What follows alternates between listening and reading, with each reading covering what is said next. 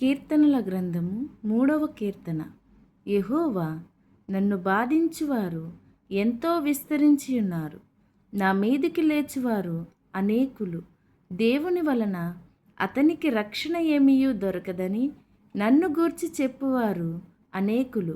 యెహోవా, నీవే నాకు కేడముగాను, నీవే నాకు అతిశయాస్పదముగాను, నా తల ఎత్తు వాడవుగాను ఉన్నావు.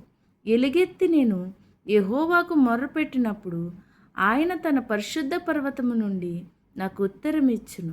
యెహోవా నాకు ఆధారము కావున నేను పండుకొని నిద్రపోయి మేలుకొందును.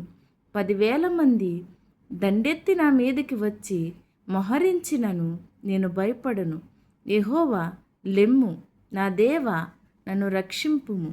నా శత్రువులందరినీ దవడ ఎముక మీద కొట్టువాడవు నీవే.